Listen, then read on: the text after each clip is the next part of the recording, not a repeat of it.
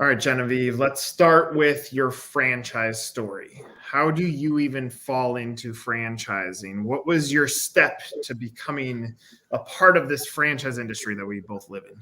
So it has been a very long and very winding road. We'll talk about that too. Absolutely. So the company itself, Sheenco Travel, the tour operator, was founded back in 2012. And it's very interesting because our first year in business, we won a local award, a local business award that put us through to a national final.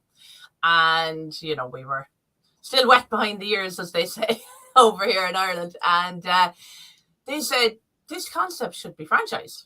But we're in Ireland and our clients in the US, we were still only just trying to get the core business set up at that stage. So we kind of thought, oh, yeah, sounds like a good idea. But, carry on. We were just, at that time, I had a business partner. I bought her out in 2019, but the two of us were wearing about 27 hats each, right. As you know what it's like. So, so I suppose we carried on. At that time, we had only started out doing luxury trips to Ireland. And then 2015, we expanded to do luxury trips throughout the whole of the UK. We were getting a lot of repeat business. Guests who traveled to Ireland with us, they wanted to go to Scotland, do extended trips throughout the UK. We then rebranded because we were called Shamrock Vacations, which is very unique to Ireland, obviously, but more importantly, couldn't be trademarked. And we were at the stage where we were looking at brand protection and trademarking. So did a rebrand exercise, came up with the name Sheenco. So then we dabbled in franchising in Ireland and we tested it out. But it's very interesting because the cultures, the Irish and the American cultures, obviously we've so much crossover. We've obviously huge amount of expats, Irish, generations back along. I think 20% of people in the US claim either Irish or British heritage, which is a massive number. So, but the difference is the work ethic is very, very, very different. So, the US, obviously, you can be anyone can be president, it's that just get on with it, do it, and dreams come true kind of, we're all sold that American dream. And we definitely found, the Irish kind of, the ultimate thing is a good pensionable job, working for the government, you can't go wrong.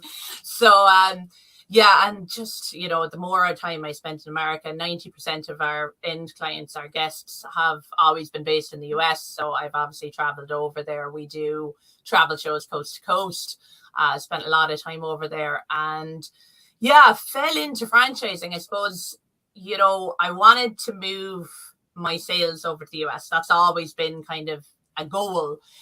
But as I started to delve into franchising, and it was very interesting being in the travel space, because one of the first contacts I made was a lawyer out in California who specialized in host agencies, which is the majority of travel brands. If they want to expand, they get into host agency, but it's white label. There's no protection for the brand. I mean, what we had that was of value was our brand. We've over a decade of, if you go to the testimonials on that website that's sitting there, we have a page for every year we've been in business. And my web designers, they're always like, you don't need that many testimonials. And I'm like, those are hard got. We're keeping every one of them. So I just loved, went into, your man, this lawyer was saying, oh, host agency. It's so easy. It's so cheap. And I was like, no, that's not what I want to do. So finally, I'm sales marketing. That's my jam. So I put together a brochure and I sent it to him and he goes, yeah, this is a franchise.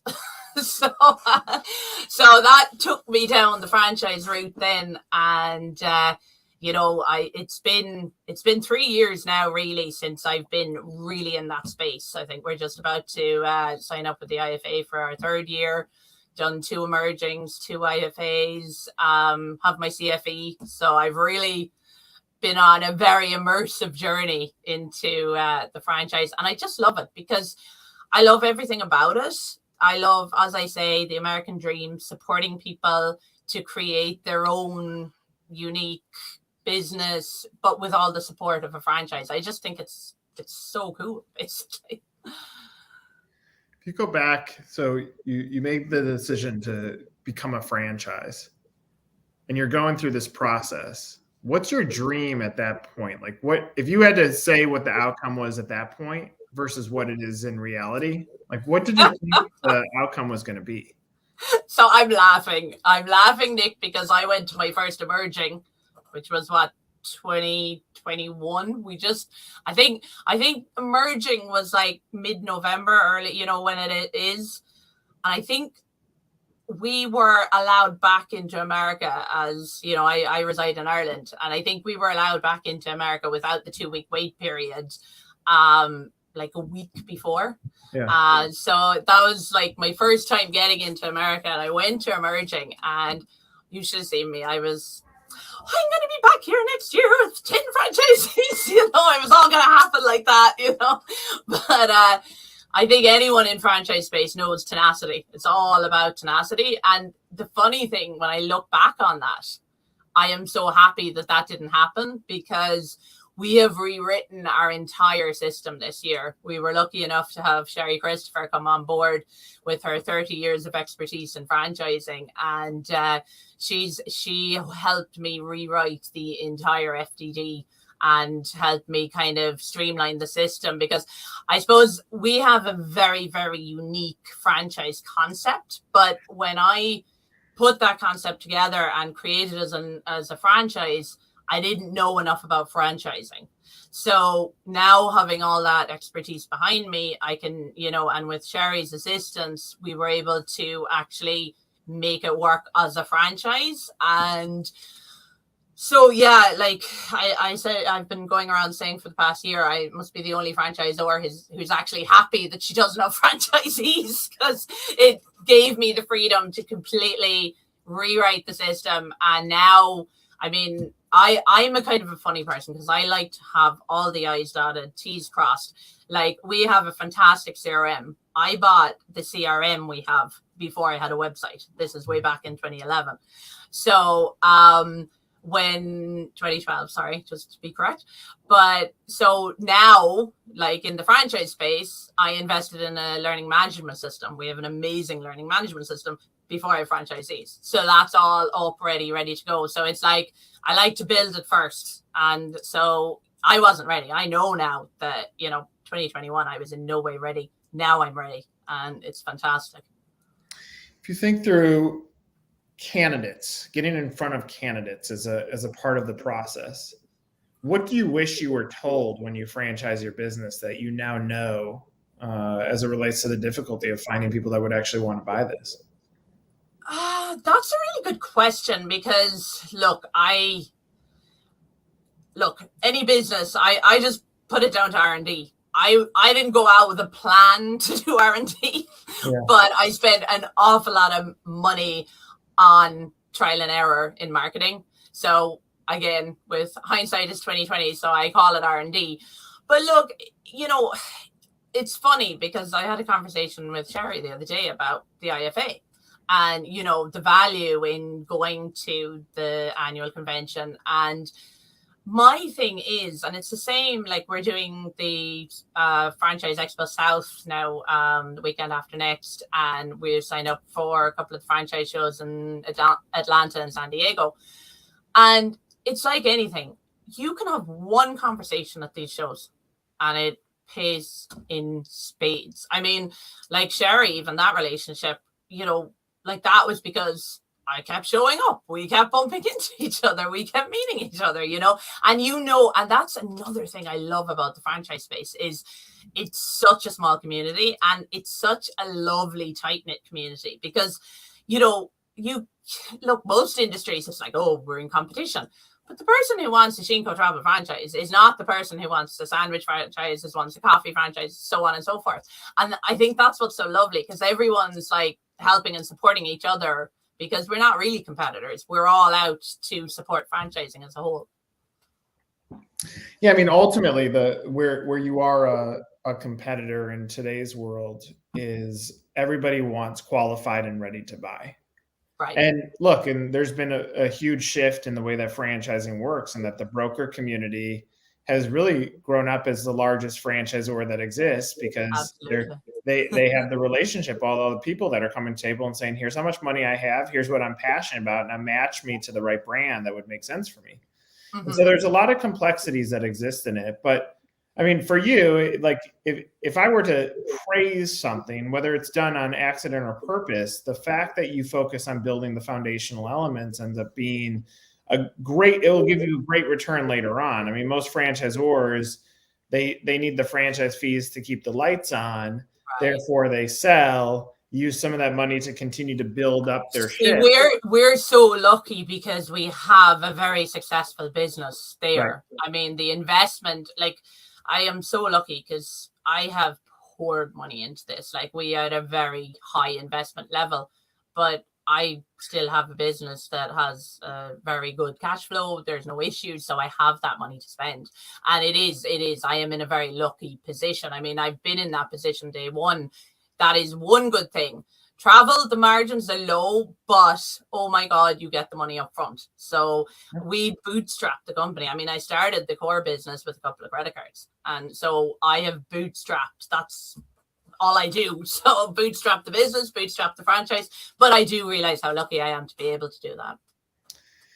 When you're going to these shows, what's your positioning at the booth? How are you going to stand out? What's your plan there?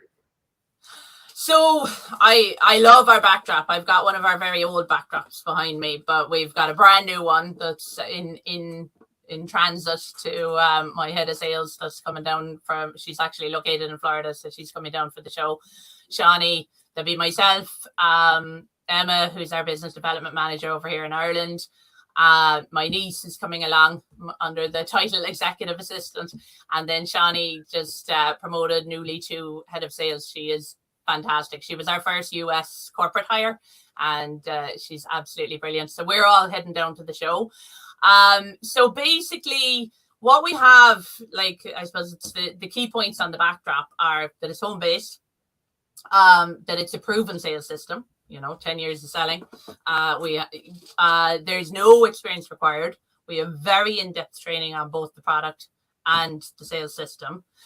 And win free trips, earn free trips, should I say, because we do an annual familiarization trip every year. So we bring our franchisees and corporate team over to experience all the fantastic products, castles. We've got we're doing Ireland this year, so we have a fantastic itinerary put together. They'll be staying in Dromoland Castle, which is one of our highlights, and also having lunch at Ashford, which is the castle you can see in the background behind me here. So, so that just, I mean, my favorite line, I was at one of these shows and this guy came up and he goes, well, I've been walking around going, that don't look like fun. That don't look like fun, but this looks fun. So that pretty much sums it up, I think. If I were you, I would play it differently. Would you? Yeah, because how many shows have you done so far? I've done a lot, but I wasn't positioned like that because, like I say, I've rewritten the rule book. So. I think you're set. Like, your message is kind of there. It says your business, our support. Mm-hmm. You're gonna have. I got to tell you about this website. This website is the old one that's been thrown out the window. There's a rebuilding process that hopefully will be up online by the time we hit the show, or at least the first generation of it. And I am so excited. We've been doing a lot of work over the last couple of months, and I'm really excited. So you're gonna have 4 people at the show, right? Mm-hmm. That's like, you got to go back to what we talked about in the beginning of this. You spent the last 3 years perfecting a model. Your CRM has been being perfected since 2012. The reality is, like, your widget ends up being travel, and travel is fun. So it's not hard for someone to see what they're selling. But the fact that you've built all this infrastructure, if you walk that show in Fort Lauderdale, there's going to be many, many, many brands who haven't. And so when you're trying to put point of view, you got to lift up the people that the infrastructure that you have behind this brand ends up being the asset, you know? 100%. And one of the key things we have now added to our logo that is on that backdrop is luxury travel specialist since 2012. Because that was the biggest shock to me when I went into the franchise space and going to emerging, for example. I remember meeting people and they were like, well, I have this business idea and I'm going to franchise it. And I'm like, you have an idea you're going to franchise? You know, I have 10 years of hard sweat and labor. I'm going to franchise, you know? Well, I think, like, and that's where, I mean, look, you've put the money behind it. You have the structure behind this. I would, if I were you, I would continue to lift up the people that are going to support you as a franchisee, because that's going to be your why now. Yeah, and actually we do have, sorry, I'm trying to, like I say, I don't have it in front of me, so this is all from the head. We have ground support, I think. Ground support. We've got kind of key things on the backdrop to the people are going to be, what's that? You know, so that we can start the conversation.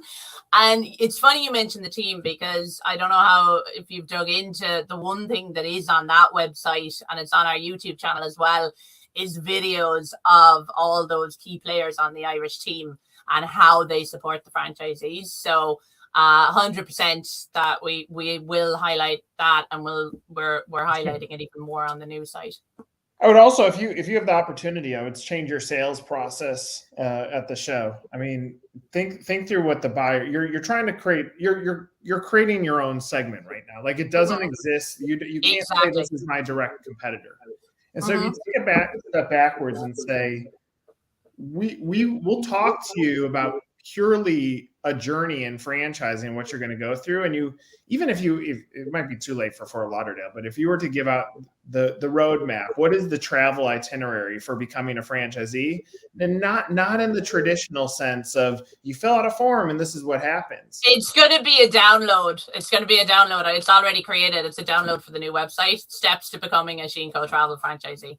Yeah, but make it more about the journey, because the journey, like a vacation, is a journey that creates memories for life. And if you cross apply that back to your business, I think you can have an interesting pathway. Look, again, I said this before. You've set up the infrastructure, you spent the money. Now it's time to see if you can. Well, our purpose, Nick, is creating priceless memories that enrich lives, which will be one of the key messaging on our new franchise website. And what I love about that purpose, it was created for our guests, but it works equally well for our franchisees. And awesome. I love that. I think that's great. All right. So there's a ghost out there. They're looking at you. They don't understand the business completely. Mm-hmm. They've watched this video up to this point. What do you want them to know about your business?